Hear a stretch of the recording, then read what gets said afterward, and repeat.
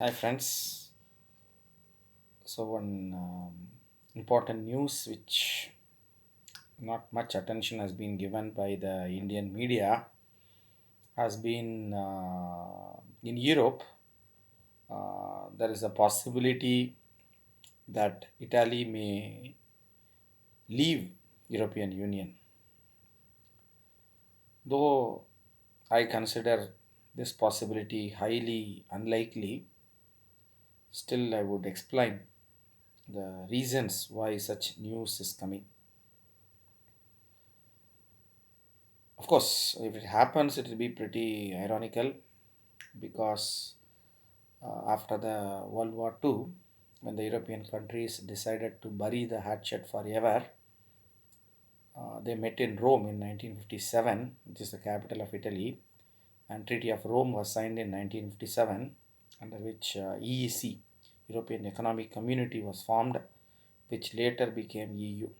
So Italy, so it's very different from England leaving EU because England was never a founding member and always had more loyalty in the Anglo-Saxon thing across the Atlantic with US rather than with other European countries. But Italy has been always the centerpiece in the common Europe, united Europe.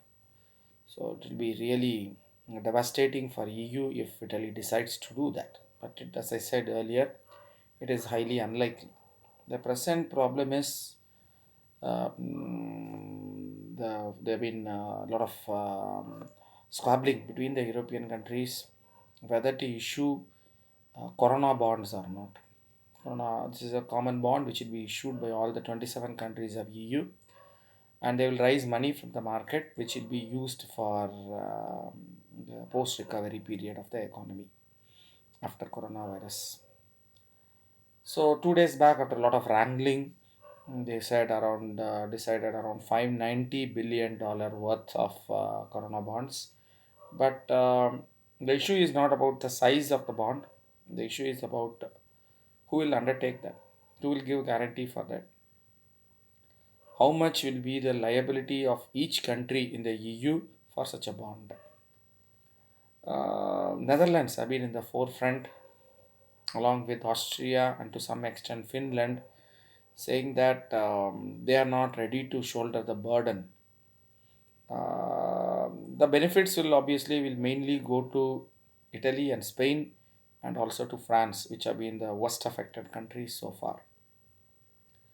But there is a feeling in Italy that it is Germany which is really behind Netherlands, which is a small country, and Austria is also a small country. So Germany is the real brain behind blocking such a thing, that they don't want to help their European brothers in times of severe distress. So they are playing petty politics, and there's a feeling, a sense of betrayal among Italians. In fact, a recent study which was published yesterday says that around 70% of the Italians feel that they are being betrayed by Germany.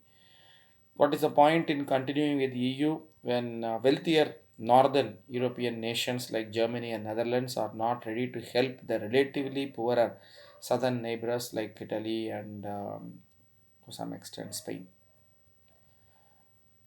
Of course, there are also discards over how much each country can draw from the European Stability Mechanism, which was created in 2009 after the global economic crisis.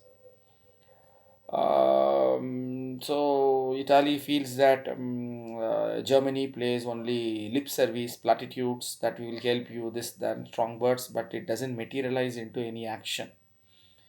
And in March, when this problem, Italy was the very first European country to be affected on a large scale. When it was affected, they immediately called for help from Germany, the most powerful nation in Europe, for doctors and other help like mask and gloves, etc. Of course, now Germany also cannot help because it is having its own problems. It is also having more than 1 lakh patients, but still, its death rate is much low. It's around 2% compared to Italy's around 10%, and Spain also around 8%. So now Germany cannot help. But at that time in May, March first week, when Italy was beginning to get affected in a very bad manner, they appealed for help from other countries, and they also feel that Germany has not dragged its feet and not really helped them when they really needed it. As they say, a friend in need is a friend indeed, and you have failed us, and therefore, why should we remain in EU? And after UK has left EU, Italy is the third strongest economy after Germany and France. Of course, France itself is also affected. Now it is also having more than 1 lakh patients, and daily the number of infected people is now more than Italy or Spain. That is trying to play the middle ground and try to find the balance between Germany, Netherlands, Austria on one side, and Italy and Spain on the other side. We have to wait and see how this will work. The peacemaking efforts by France, trying to find a middle path that everybody must share the financial burden right now. But the reason why Netherlands openly says that we cannot share the financial burden is same thing with the European Stability Mechanism also. As I said, there is how much each country can draw and what should be the conditions for withdrawal of money.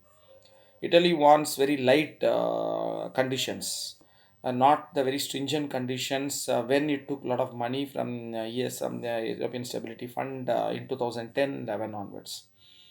So in which they have to privatize many public sector undertakings and all that. Whereas Germany and Netherlands want more stricter conditions because they consider Netherlands are openly, our finance minister has said openly that these people are prolificate. They keep on spending more and they know all these allowances, unemployment allowance, and all those things they are, but without any means to pay for them. So ultimately, we will be paying for that because Italy still has a public debt of over 140% of GDP, whereas Germany is only around 60% of GDP. Germany is, of course, the best managed, the strongest economy, the best managed economy in the world.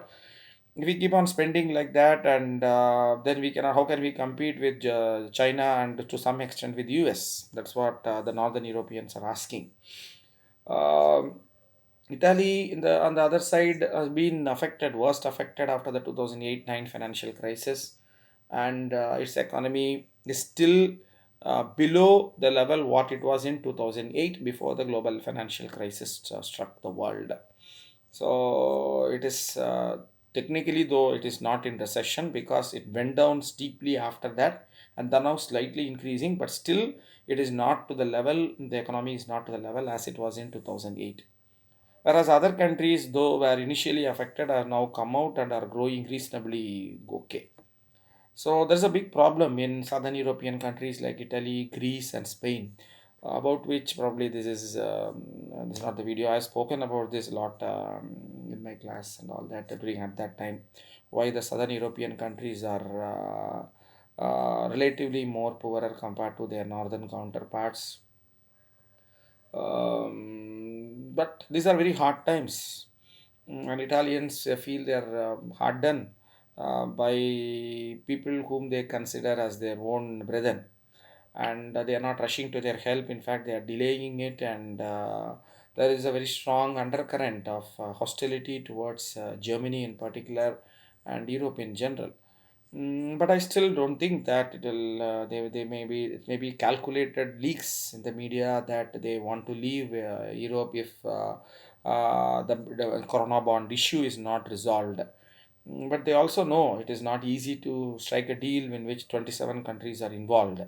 In fact, it took more than a year after the global economic financial crisis in 2008 to arrive at a deal and come up with a European stability mechanism.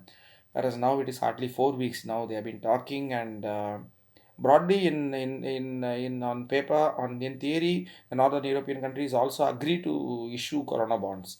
But the only real issue is how much liability they will be having also, because they are not sure about the financial ability of Italy or Greece or Spain or Portugal to repay the bonds when they mature. So they want that to be very clear before issuing the bonds. So that is delaying the whole thing. And but anyway, already European countries have come up with their own stimulus package, which is the biggest in the world, which is now close to 10% of their GDP. Whereas India, whatever in paper, the Indian government has announced is not even 1% of GDP, and that also, I don't know how much that will be implemented. Uh, but whatever this thing, all this bluster, I don't think Italy will leave because they'll be far worse than out of EU than in within EU. They know England can manage to some extent because it has close friendship with US and it has own markets and its own colonies and which the Commonwealth and all it can maintain. Whereas Italy doesn't have all these luxuries, and it is an economy which is in deep trouble. And being united in Europe at least gives us some weight rather than being away from it and being separated from that. So, but it is a hard bargain. They want to drive a hard bargain. That is why all this public posturing and selected leaks in the media that they are considering leaving EU and all that. But I don't really think so.